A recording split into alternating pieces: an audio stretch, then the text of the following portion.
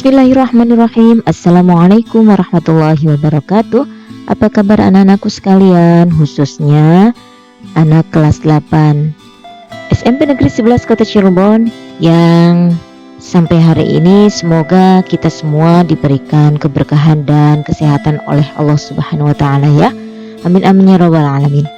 Kita ketemu lagi di semester 2 walaupun masih masa pandemi Covid-19.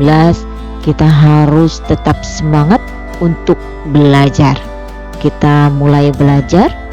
Kali ini kita akan belajar mapel matematika dengan materi lingkaran, yaitu dikhususkan untuk unsur-unsur lingkaran. Saya Buden Mariani akan menemani kalian semua belajar di rumah. Tetap semangat.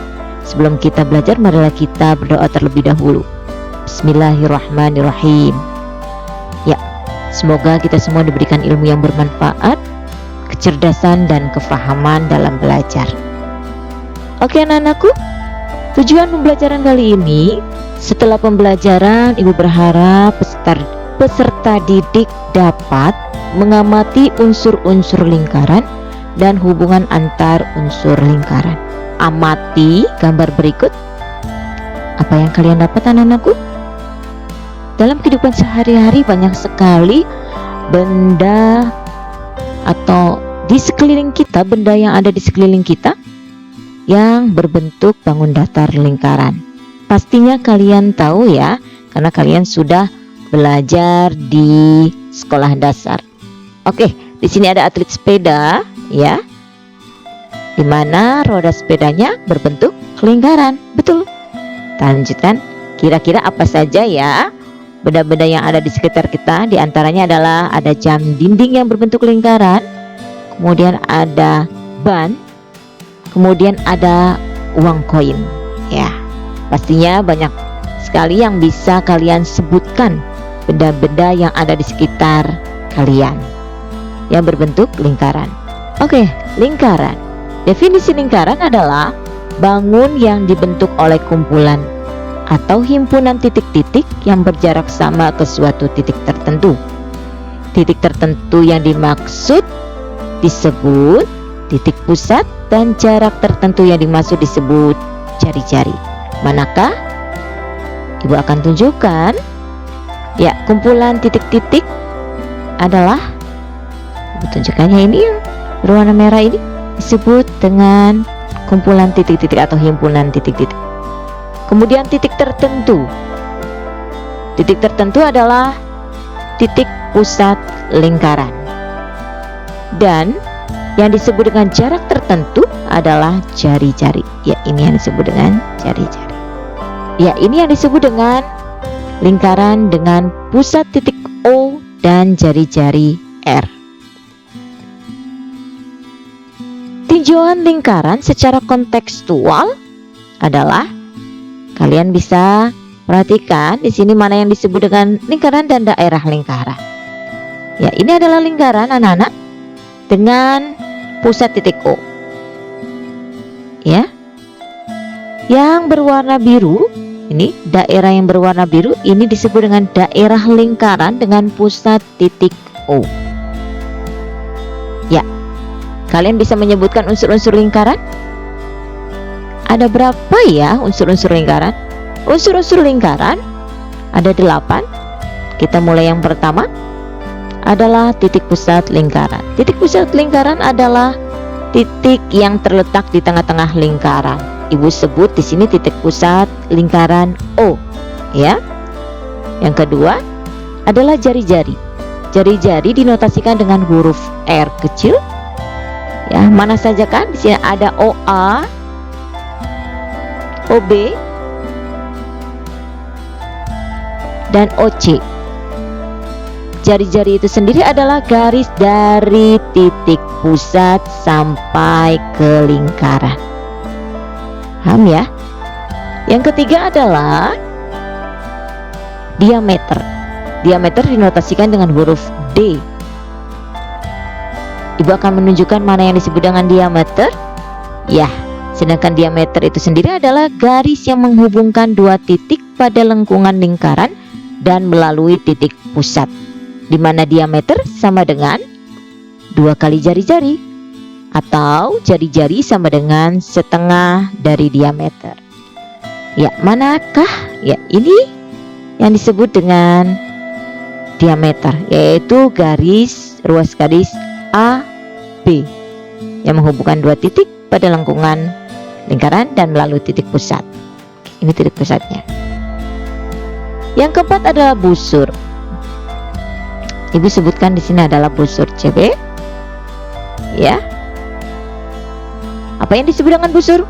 Busur adalah garis lengkung yang terletak pada lengkungan lingkaran dan menghubungkan 2 titik seberang di lengkungan tersebut. Busur dibagi menjadi 2, ada busur kecil dan ada busur besar. Ya, ini lingkaran sebagian. Ini yang disebut dengan busur kecil ya. Masih termasuk pada daerah atau keliling lingkaran ya. Ini bagian dari keliling lingkaran. Busur adalah bagian dari keliling lingkaran. Dari BC, yang hijau ini disebut dengan busur kecil dan yang kuning adalah busur besar. Selanjutnya yang kelima adalah tali busur. Ibu sebut bahwa tali busur adalah ruas garis dalam lingkaran yang menghubungkan 2 titik pada lingkaran. Mana yang disebut dengan tali busur? Ibu tunjukkan. Tali busur AD. Ya. Ada yang tahu apakah perbedaan antara diameter dan tali busur?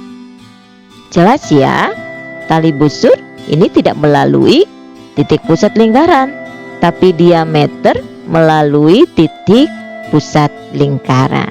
Sekarang kalian paham ya perbedaan antara tali busur dan diameter. Yang keenam adalah tembereng. Tembereng adalah daerah yang dibatasi oleh tali busur dan busur lingkaran. Manakah yang disebut dengan tembereng? Ya, ini daerah yang berwarna merah. Ibu sebut daerah BC. Ya, disebut dengan tembereng. Oke, tembereng dibagi menjadi 2. Tembereng kecil dan tembereng besar. Ini yang disebut dengan tembereng kecil. Ya, daerah yang berwarna merah ini disebut dengan tembereng kecil. Dan tembereng besar, daerah yang berwarna putih ini. Oke. Yang ketujuh adalah juring. Juring adalah daerah di dalam lingkaran yang dibatasi oleh 2 buah jari-jari dan busur di hadapan sudut pusat yang dibentuk oleh 2 jari-jari tersebut. Ya, ibu tunjukkan mana juring. Di sini disebut dengan juring BOC yang berwarna biru. Daerah yang berwarna biru ini disebut dengan juring.